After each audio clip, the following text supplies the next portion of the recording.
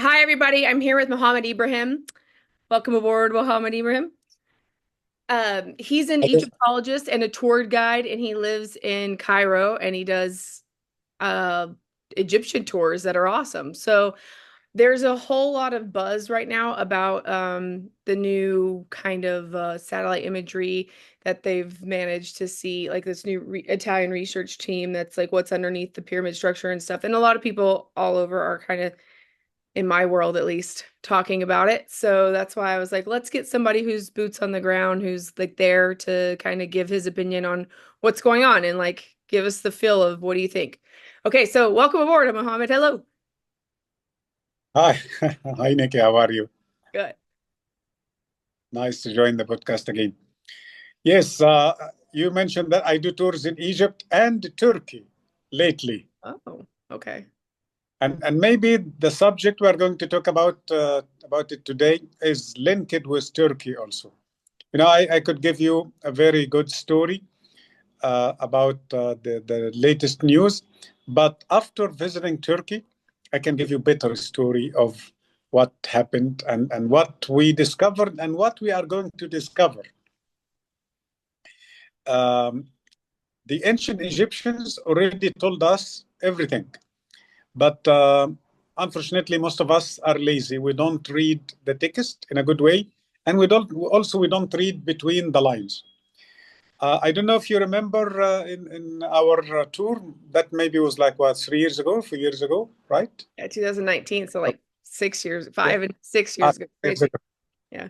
I was talking about underground designs, right? And I was talking about massive size or number of tunnels, shafts, not only under Giza or Saqqara, but everywhere in Egypt. And how I know this? Simple fact that yes, we know that there are many. There are some are already well known. Public we can visit during the public visit, like the Syrian shaft as an Yeah. example. The Syrian shaft is very clear evidence. It's a shaft, 3 floors under the ground, between the Sphinx and the second pyramid. We talk about 65 meters under the ground. Yes, the new discovery is like very deep than this. But as I always say, who can dig 10 meters can dig 100 meters. And who can dig 100 meters can dig 1,000 meters. Okay, so the ability is not or is not about building or digging one individual structure. No, if they were able to dig and to create thousands of tunnels under the ground, like the Serapeum and so many more. Mhm. So we can easily understand they are able to do anything. So for me, it was not a surprise at all. It was only Me either. the Actually, yes, because the it was a other thing matter is that that look at them. Like they're like the fact that they're okay, like they're I don't know however 1,000 years old people want to say they are or aren't, but like they don't have any like I think they're perfect to like 1/8 of an inch, but like of uh they haven't sunk basically. So there's got to be something besides just bedrock and sand holding them up. Like they have some sort of like structure that is strong enough to like withstand earthquakes and withstand like continental shift and drifts and like the earth and stuff moving. So to me it's kind of like, well, duh, there's some kind of thing underneath there that I don't now the detail at which they claim they can see, I don't know, but apparently it's a new kind of technology. But yeah, like you said, the Osiris shaft, there's lots of stories of tunnel systems that go from Saqqara to the Giza Plateau even. So that's kind of like, yes, yeah. yes, and this is and by the way, I hear that story that there is a tunnel runs under the ground from Saqqara to Giza Plateau a long time ago.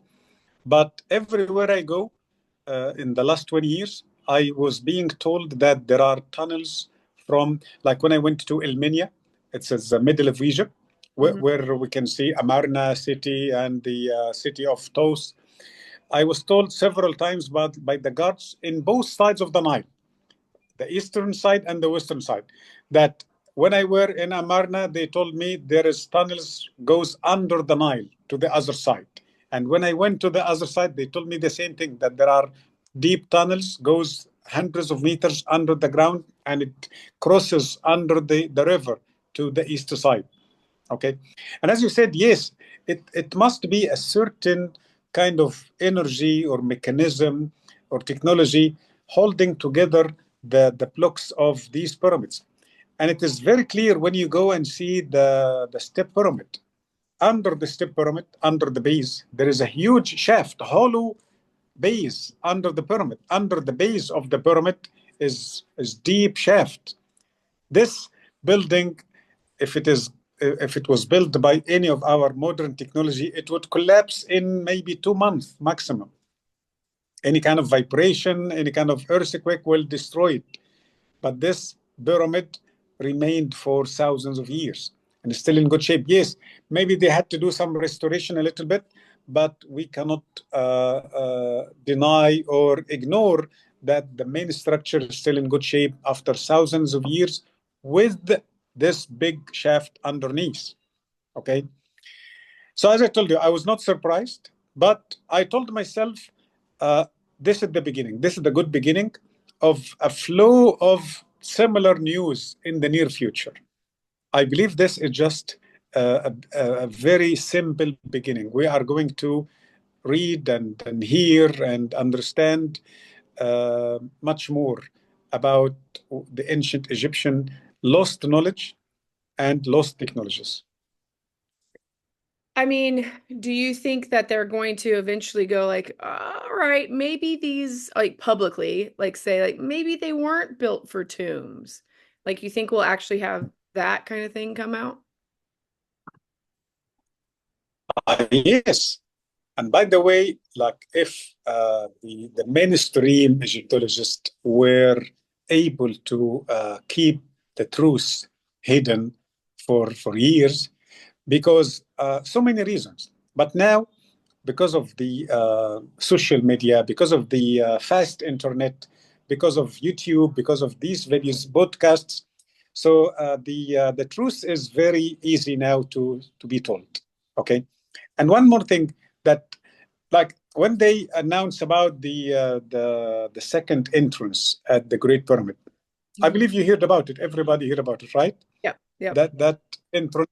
Okay, have you heard any update for this news? No, that I mean Anything? that was a while ago. It's like the Japanese found another entrance in another chamber with like some sort of bubble sonars or something, right? And then now it's like, what are they going to do about it? Nothing. Exactly. So what happened? Why they didn't send a camera or a robot or a person or anything? Okay. So as if the ancient I don't know how to call it, the ancient will. Okay. Yes, this may be the right way. The ancient will is uh, not going to let the situation stay covered all the time. So if something is showed up and they didn't pay attention or deliberately hide it, another thing will show up and another until it will be a very strong pressure to make them take an action and to either to search more, to dig more, or to release the truth they know or the truth they have. Well, I was pretty skeptical about this like imaging at first because I was like, how the hell are you going to see like a spiral down these eight things? I just kind of thought like, it seemed a little too good to be true.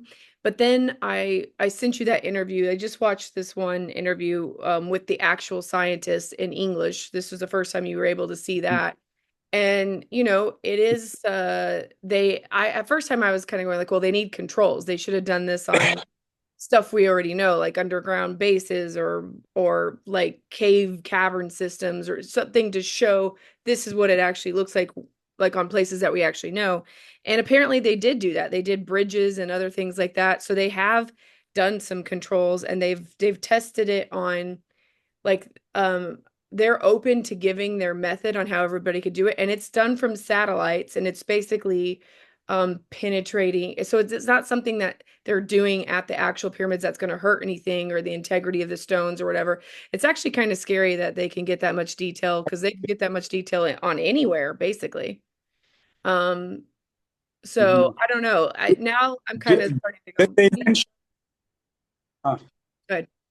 No, no. If you read, they didn't publish their paper yet. Okay, which I believe it will have more information in very good details, so people can understand in a very simple way what happened. Do you know that before they start scan the second pyramid, they scanned the Great Pyramid? Oh, they Okay, did. did you Okay. hear that? They talk. They scanned the Great Pyramid first, and it was a way to make sure that they are on the right path because we know the certain tunnels inside and rooms and passages, right?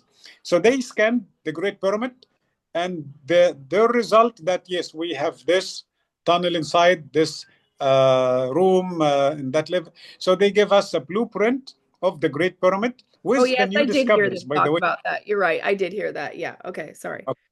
Yeah, you're right. So this is everything they are telling us. Look, guys, with this technology, the technology you are suspecting, with this technology, we made this scan for the Great Pyramid, and the result is 100% matching the blueprint of the Great Pyramid. Hmm. Okay, that's why they moved to level two. They scanned the second pyramid.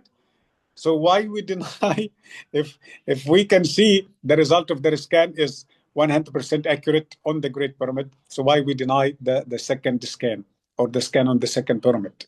Okay.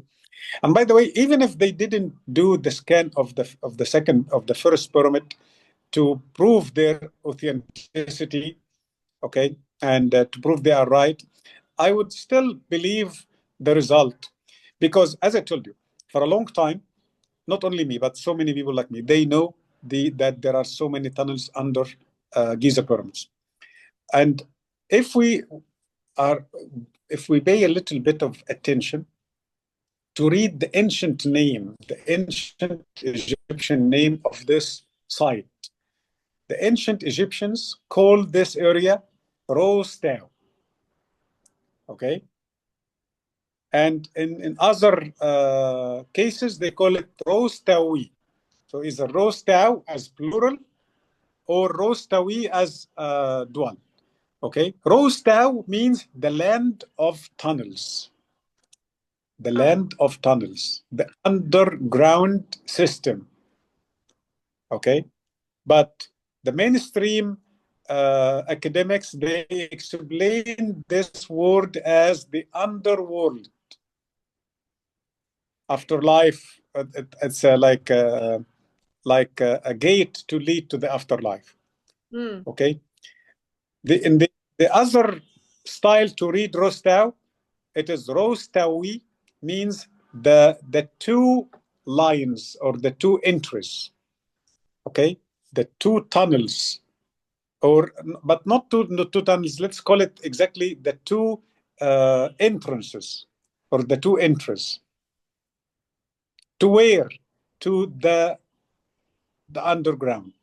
Do you think that it's like the entrances are set like are supposed to be like, you know how the Sphinx is supposed to have something underneath a paw or whatever, and then there's that other, the second Sphinx, which is called G, what's Mhm. it called? G something, G2. I don't know. It looks destroyed now, but they say that Yes. it, Okay. yeah. Let me explain this. As I understand, the two entrances here means one entry for human, for physical body Oh, from 3D reality, another entry from the other side. Okay. So you can go to this place from outside, from Earth, from our physical world, and you can enter from the opposite. oh, interesting. Where is the opposite? What exactly? What? But I can say in another dimension. This is the same idea of what we call it the false door. Remember that false door, that design carving inside the tombs. Hmm. They say it is an entrance to the soul to come back to the body, and then goes back the same way, and then comes in again, hundreds of thousands of visits, both ways.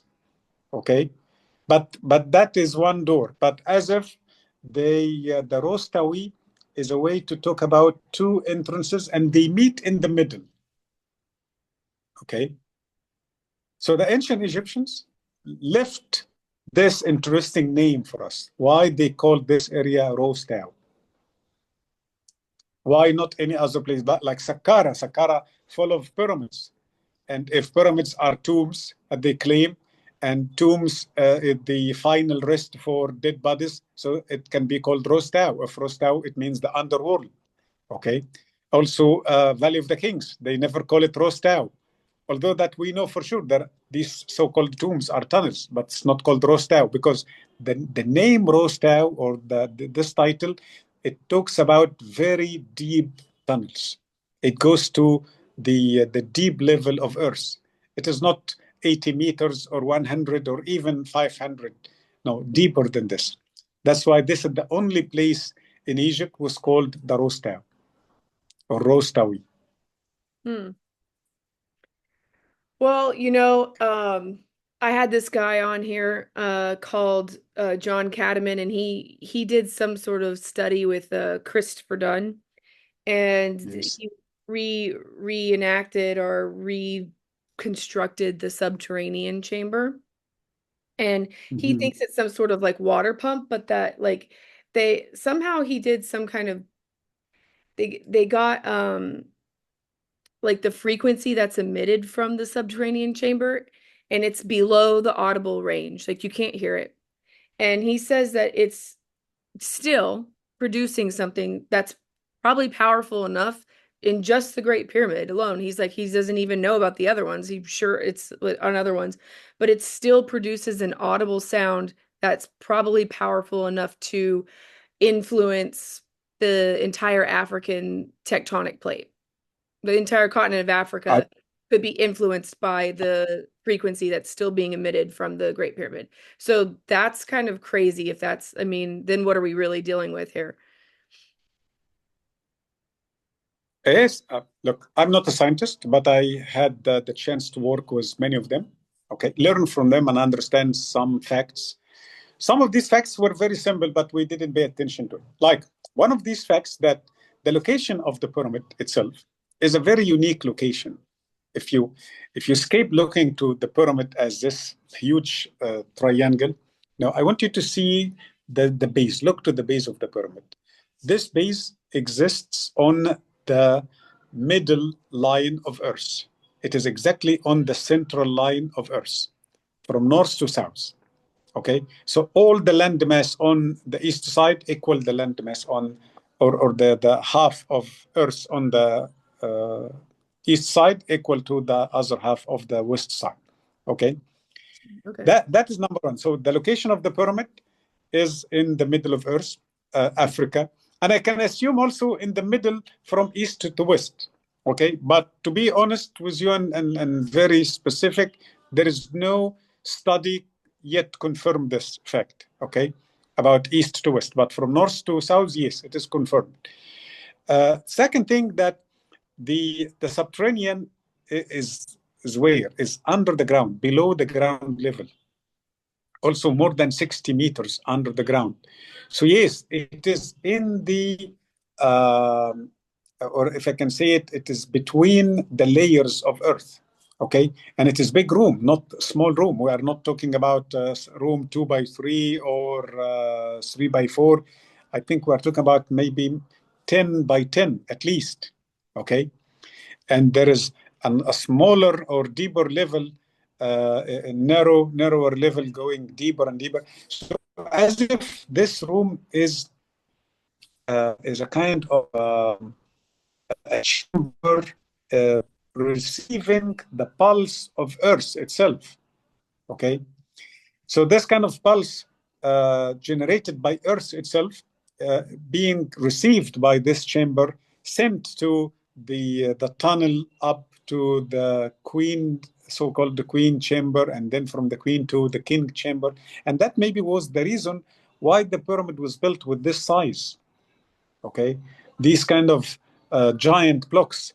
Because I always say, why they didn't use half-ton blocks? Half-ton is more than enough.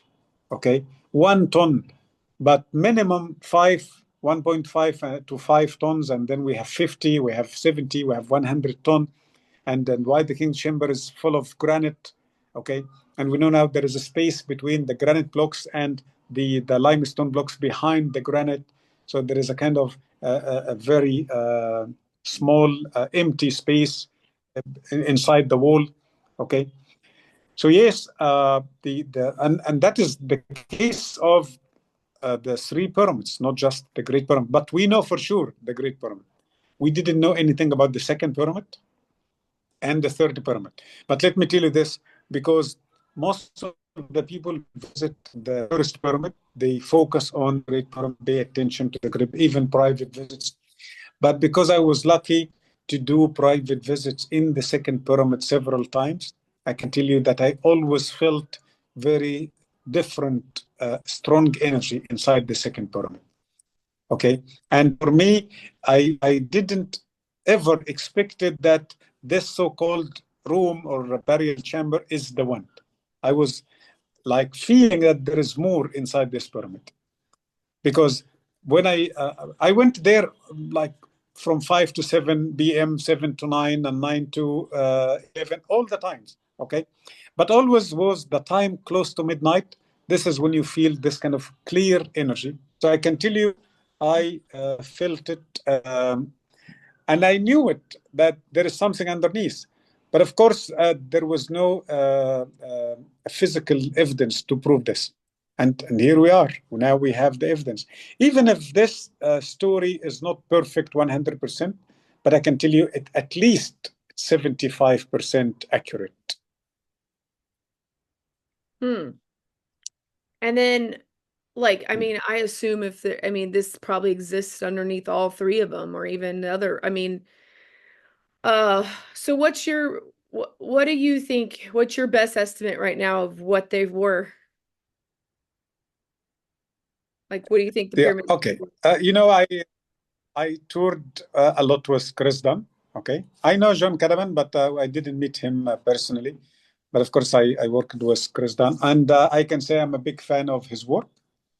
And I agree about his idea that the pyramids were used as power plants. At least one of the functions, if I can add to the story of Chris, yes, one of the functions of the, let's say the Great Pyramid for now, is a power plant. Other functions, yes, I know that these pyramids were used as great or giant stations for like radio station, for transmission, sending and receiving transmission, radio waves. Okay. Uh, in my book, if you read about the Pent Pyramid and also the second pyramid, I talk about the effect of microwaves. So either these sites were affected or attacked by microwaves, or it was, each one of them was producing microwaves and caused this kind of melting on the casing stone. So yes, these pyramids, which built of what? Built of limestone. Okay, limestone is calcium, carbonate calcium, and calcium in our bodies is the main reason when you touch the naked wire, electric wire, you feel the electricity. Mhm. It is not because of liquids, not because of you touch the ground. Yes, these are all elements, but the main reason for your body to feel the current, the electric current, and to feel it in a good way or less or more, it depends on how much calcium in your body. If you have more calcium in your body, you feel it the most. Less calcium, you feel it less. Some people, if they have very little calcium, they touch electricity as if they touch nothing. Okay? So the Great Pyramid is a giant piece of calcium. And if we talk about electric current, this is the right material, calcium. And then we talk about granite inside the Great Pyramid, and granite surrounding the first half or the lower half of the second pyramid and the third pyramid. Okay, what is granite? Rose granite of Aswan is the best granite on earth, contains quartz. It contains up to 60% quartz. And what is quartz? It's a very good material to send and receive frequencies. Material, yeah. Your computers, cell phones, radio, TVs, all use quartz to send and receive signals. Okay, so this is what I want the audience to imagine, to put in their mind, that we are not talking about blocks, we are not talking about stones. No, we are talking about chemical material. We talk about carbonate, we talk about quartz, okay? We talk about carbon on basalt stone. When we talk about alabaster, we talk about a stone can absorb the sunlight, changing the sunlight to heat. So you see, this is a very natural factory, or let's call it laboratory, natural laboratory. And because it doesn't look like our modern labs, so we don't see it this way. But the truth is, it is originally this way. So it is more than one function and more than one meaning, by the way. So yes, it was a great power plant and also great station for transmissions. Well, I mean, okay, I don't know. I don't know if I ever told you this after our tour, but like, okay, so this happened to me. I don't know what this means, but on our tour when we went into the Great Pyramid, it was on a full moon and it was at night. And I got to be alone in the King's Chamber for like 10 minutes or so. I don't really know. Maybe it was 15, maybe it was 10, because everybody else was either in the Queen's Chamber or in the bottom. I don't know. I was the only one in there though. So I jumped into the box, the sarcophagus box thing or whatever. And a month before I went there, I had gone to this Native American like festival, and this Amazonian shaman guy told me, I'm going to give you a spell to open a portal. And I was like, what? Like, that doesn't even make any sense. And then he kept on telling me this spell. And I was like, okay, whatever. And I thought he was just crazy, and I didn't really think anything about it. Well, then a month later, I was there alone in the pyramid, and I was in that box, and I was just like, what should I do in here? I didn't know what to do in there, and I didn't want to close my eyes and meditate because I thought I could only be in here like 30 more seconds. Somebody could come up at any minute. I didn't know how long I had. So I was like, oh, I know. I'll say that spell that tribal Amazon guy gave me. So I started saying it, Mhm. and which was a stupid idea, but anyway, I did. And then on top of the ceiling, the granite, like this thing started popping out. I mean, and I know nobody has to believe me, but this is just my experience. And it looked like kind of something like this started popping out. Where's the camera showing? Sorry. Why isn't it? Okay, basically, We can, like it has the weird skirt, like the almost like that pyramid skirt of a person, and then the profile had like a person with some weird head thing, and it was a giant. It was as big as like the entire granite thing on top started pop like it started like a relief sculpture started coming out of the granite. And then I started freaking out because I was like, I don't know what I'm doing. So I'm like, no, no, no, no, no, no, no, no, no, no. No, go away, go away. And then luckily for me, people did start coming in and I could hear them coming in that little chamber. And I jumped out of the box and I was like going like, no, no, no, no, no, no, no, no, no. And then it just kind of, as soon as the first person came in, it kind of like turned to smoke and it was gone.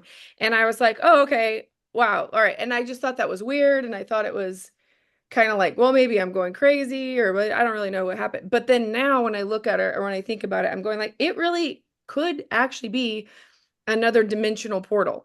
Like, actually, you know, I don't, this drawing, I recognized what you, Yes, this is a drawing of a high priest. This is the outlines of an Egyptian, ancient Egyptian high priest. With this triangle, this is the skirt of the high priest. Okay, Interesting. so And it would have been what a you saw giant. If it would have was come out, if it would have come out all the way, it would have been way bigger than me. It would have been the entire size of one of those panels on the ceiling. So, it could be, but yes, it makes sense. So you didn't see a random design. No, you actually saw a high priest style, or a form of entity, one of the entities of a high amenities priest. of the high priest. Yeah, you're right though. But I mean, I knew it looked like some sort of Egyptian thing that had been like we had been seeing hieroglyphs of. So yeah. So I don't know. I don't know what to take of Mm. it, but I still don't know. I don't know what the pyramids are because I mean, even if they are, and I think Mhm. you're onto something though with they had multiple functions. Like they really could have been Mhm. some sort of power Yes. system and radioed or whatever they used back then. But could be the Tower of Babels essentially. Yeah. If I can say it this way, that every generation, or let's say like I'm talking about every maybe 2 or 3 thousand years, okay, they have their own way to use the pyramid. So we can talk, and if you agree with me that the pyramids were built at least 80,000 years ago, 80s, 80,000 years ago. So we're talking about maybe how many 30, 40, 40 times by 40 generations, okay, like big generations, they used the pyramid in a different way, or with a different function. And I can give you an example of the recent function. And this function, I think, is the function for the last maybe 3,000 years. So can I ask you this question?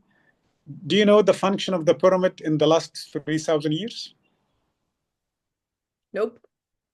Can you get? I mean, I guess It's very easy, just but you tourism. may be attention. Not only you, but anyone will hear this question will not pay attention to this. The pyramid in the last 3,000 years was used as tourist attraction. Yeah. Okay, all the visitors from the Greek time, Roman time, Arab time, the colonial Egyptian, English, French, and the first adventurer, and ending with modern Egypt. We have now organized tourism. So we use the pyramid as a tourist attraction. That's The true. 3,000 years before that, it was used as a tomb, cemetery, okay, by the relatives of the king and the loyal servants and assistants of the king. They are all buried around the pyramid, okay. The 3,000 years before that, the pyramid may be used as a landmark by the primitive Egyptians to know directions, to know where is east, where is north, where is south.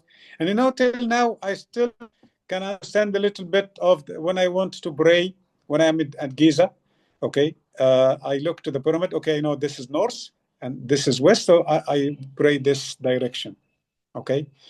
And if we talk about before 10,500 BC, okay, we talk about power plant, okay.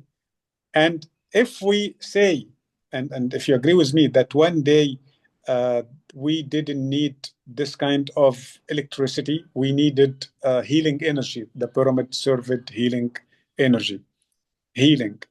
And inside the so-called Valley Temple near the Sphinx, this is where the groups used to come to receive the energy, the healing energy. Before that, it was used as a radio station. Before that, it was maybe Stargate, and before and before. Okay, so this is how I see not only the pyramids, but I see all the ancient Egyptian sites serving in multiple levels, and every nation, according to the kind of knowledge they have, they can use the pyramid and activate one of the aspects of the pyramids. Okay. So, as I told you, if you ask me again about this scan, what is the authenticity and what is the scientific data, I will tell you, I don't care. I believe in it 100% because there are so many relative information is telling us that it is true. One of these facts that the location of the second pyramid, if we remove the second pyramid, if we put back the land on its original shape, no contractor or no construction company will agree to put the pyramid in that spot. All of them will say no. This is wrong location. Why? Because of the slope angle of the ground. Okay. You know what? If you move 40 or 50 meters to the west of that pyramid, okay, from the base, you'll find flat land, flat ground. So why they didn't build the pyramid 40 meters away? And they insisted to build the pyramid on that wrong land. So they had to cut the base or the slope angle, they had to cut through the bedrock, take the blocks from the west, put it at the east to level the base. So instead of being like this, it was exactly like this, all the way to the Sphinx. Okay. So they made it like this after they cut from here and they put here. Okay. How many blocks they cut from the west? At least 300,000 blocks. What is the average weight of each block? 50 ton to 100 ton. And there are some big blocks weighing more than 100 and 300 ton. There is some blocks I know 50 there tons to bigger 100. than yes. 50. Okay. 50. There is some 50. Yes, exactly.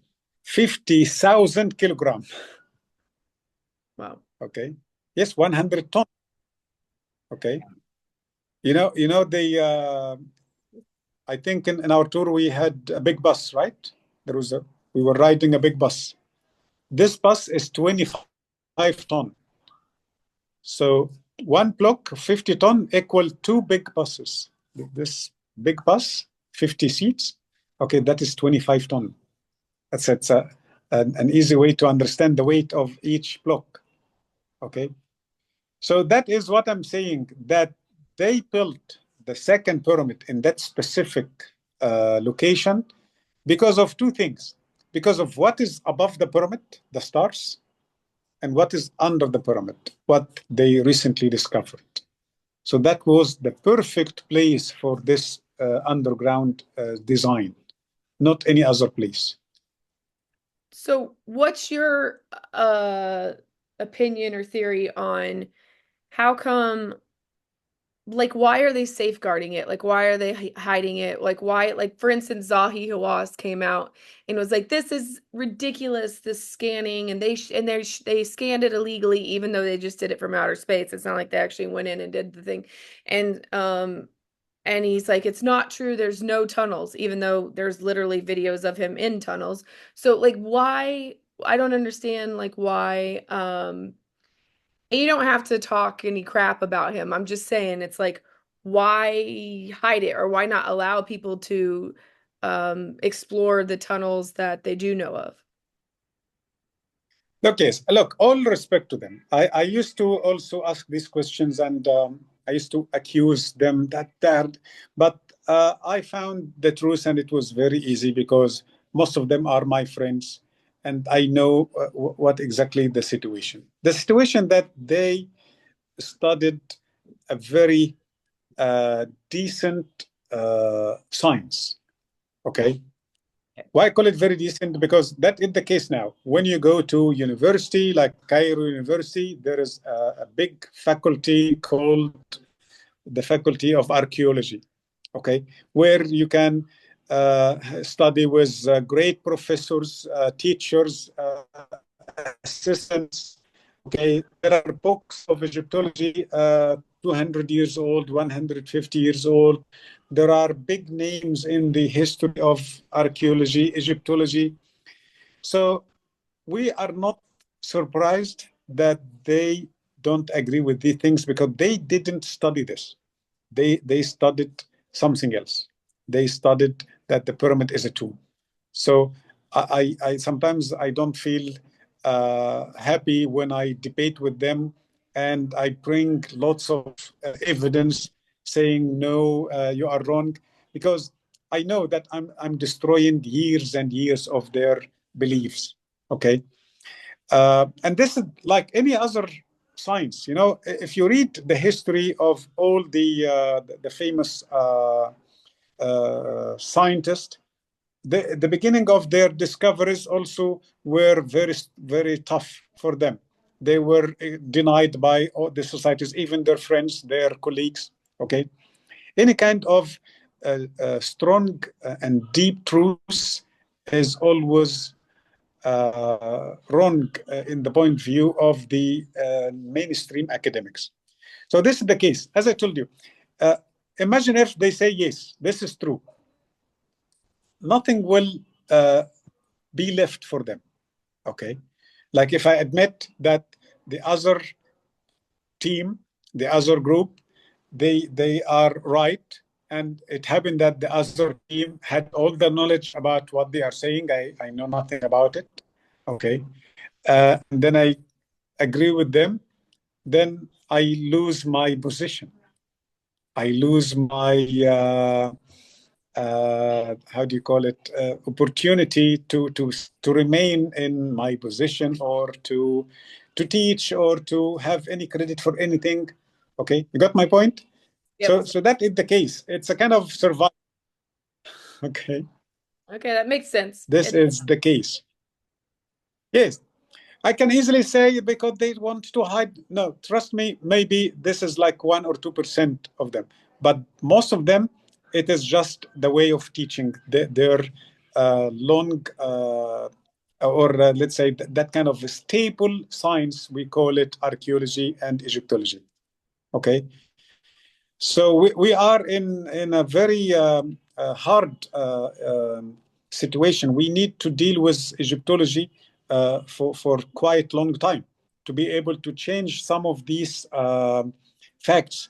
The pyramid was used as a tomb. Yes, we don't deny this, but we deny that the pyramid was built to serve as a tomb. So we need to come to the middle point. Like, guys, you studied that the pyramid was a tomb. We agree with you. We don't have a problem. But the issue is that the pyramid was built to serve as a tomb. Now, this is the issue. Okay. There Yeah. was a king called Khufu. Yes, I don't deny that in the human ancient Egyptian history, there was a king called Khufu. But Khufu is the builder of the pyramid. Now, this is the question. But the existence of Khufu, no problem with it. Okay. So Right. that is the And if case. they find graffiti of him in the pyramid, then they attribute it to him. But you're like, well, Uh, it wasn't, it was like chicken scratch. It's not even a nice cartouche, you know? So Look, this the biggest problem in archaeology and Egyptology. Writings. Writings is the easiest and the best way to collect information, but also is the best delusional way yeah. to mislead the people. Okay, so yes, it is very sensitive uh, element, and we need to be very smart when we deal with writings. So we need to know if these writings are telling us the truth or faked by the ancient rulers or priests. So that was the case, unfortunately. Yeah, I mean, and I guess I also sort of see it as, there's not really any explanation on any of the writings on how they actually built it. I mean, it's just they don't even talk about it. They talk about how they make bread, they talk about like I mean, they talk about a million things. They show a million different stuff, but they don't even really show the pyramids. And then Yes, yeah, and so that's just kind of bizarre. and not only this, but there is no one person give himself or herself the credit of building a pyramid. It's like, what? if I am one of them, I'm not talking about the main designer or the architect. I'm talking about at least the average workers. I would say Mohamed Ibrahim was here building the great Yeah, I pyramid, worked on this. If building I this pyramid. did this, I would be very proud of doing. Yes.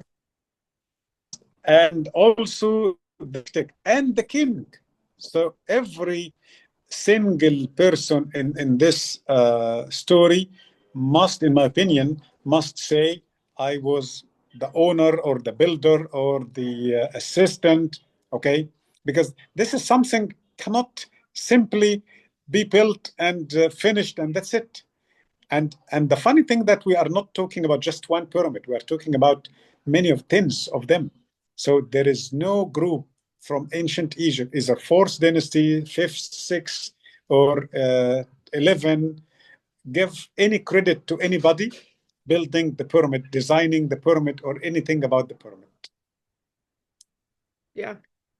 And then And that happened.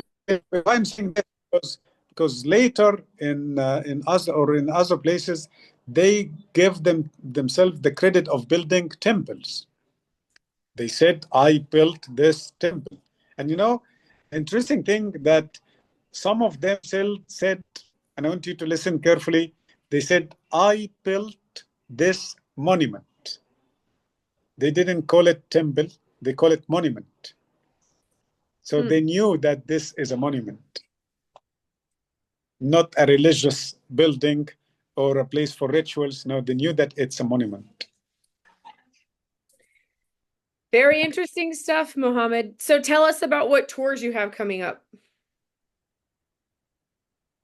As I told you, we are doing Turkey now. So this is a very good news because in Turkey, we can connect between pre-Diluvian Egypt and pre-Diluvian Turkey. When you go and visit Karahan Tibi, Tibi, and Ronku, the underground cities, and here again, there is in the opposite side of Egypt, the other side of the Mediterranean, there is a big city called Cappadocia. And in Cappadocia, there is many, by the way, not just one, because the famous one is Ronku, but there are many underground cities. One of them can host up to 30,000 people. 30,000.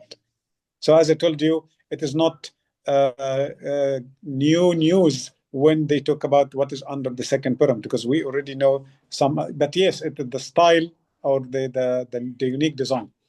Okay, so we do Turkey always in June and August and September.